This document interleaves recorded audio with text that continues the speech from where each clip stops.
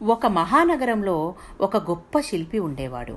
ఆయన శిల్పాలను ఎంత గొప్పగా చెక్కేవాడంటే పేరు ప్రఖ్యాతులున్న విమర్శకులు కూడా ఆయన శిల్పాల్లో ఏ చిన్న తప్పునూ పట్టలేకపోయేవారు.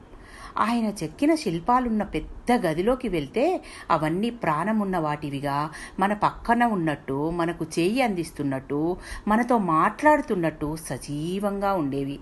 ఎటువంటి వారైనా మంత్రముగ్ధులు కావలసిందే. ఆ అసాధారణ ప్రతిభ, నైపుణ్యం నెమ్మదిగా అతనిలో అహంభావాన్ని నింపాయి. ఇదిలా ఉండగా ఒకరోజు ఒక ఋషి, మీరు ఫలానా కారణంతో మీకు మృత్యువు జరుగుతుంది అని చెప్పాడు. శిల్పికి చెమటలు పట్టాయి. కానీ అహంకారంతో, నేను బ్రహ్మ లాంటి వాడిని కదా, బ్రహ్మ మనుషులను సృష్టిస్తే ఆ రూపాలకు నేను ప్రతిరూపాలా అనిపించే శిల్పాలు చేస్తాను, కాబట్టి నేను అపరబ్రహ్మ అవుతాను. మృత్యువు వచ్చిన రోజున నాలాగే ఉన్న మరో 7 శిల్పాలను చెక్కి ఉంచుతాను. అప్పుడు మృత్యుదేవత ప్రాణమున్న శిల్పి ఎవరో, బొమ్మ ఎవరో కనుక్కోలేక వెళ్ళిపోతుంది. నేను మృత్యువుకు దొరకను అని ఉపాయం పన్నాడు. అచ్చు తనలాగా ఉన్న శిల్పాలు 7 చెక్కి మృత్యుదేవత వచ్చే రోజున తను శిల్పంలాగా నిలబడినాడు. మృత్యుదేవత ఆ గదిలోకి వచ్చింది. శిల్పి శ్వాసను పూర్తిగా నియంత్రించి కదలకుండా నిల్చున్నాడు. దేవత వెతుకుతూ వస్తోంది. ఊపిరి బిగపట్టి చూస్తున్నాడు శిల్పి.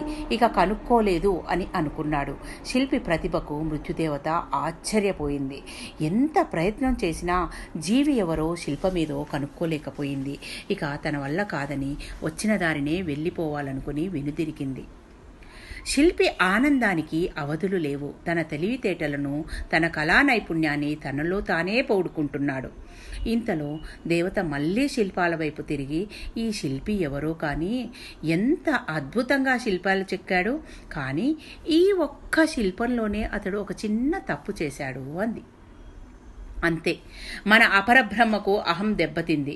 తన కెరీర్లో ఇప్పటి వరకు హేమీలు ఒక్కరు కూడా వంక పెట్టలేదు. అలాంటిది ఈరోజు తప్పు జరిగింది అంటుందా ఈ దేవత అనుకున్నాడు. వెంటనే తాను దాక్కున్నాడు అన్న సంగతి కూడా మరిచి కోపంతో, ఏది, ఎక్కడుంది తప్పు, అంతా చక్కగా ఉంది, ఏ తప్పు లేదు అనేశాడు. అప్పుడు మృత్యుదేవత నవ్వుతూ, నాకు తెలుసు అందులో ఏ తప్పూ లేదని, కానీ నిన్ను గుర్తించడానికి చెప్పానంతే, నేనేమీ నిన్ను పట్టుకోలేదు, నీకు నువ్వే పట్టుబడ్డావు అంది.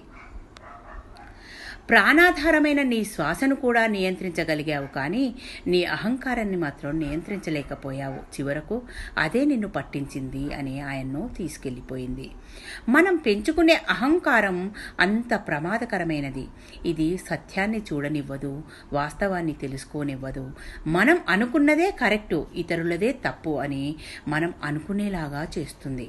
అహంభావం అనే పదంలోంచి అహం తీసివేస్తే మిగిలేది భావం, అంటే అర్థం. ఇది అర్థమైతే అనర్థం జరగదు.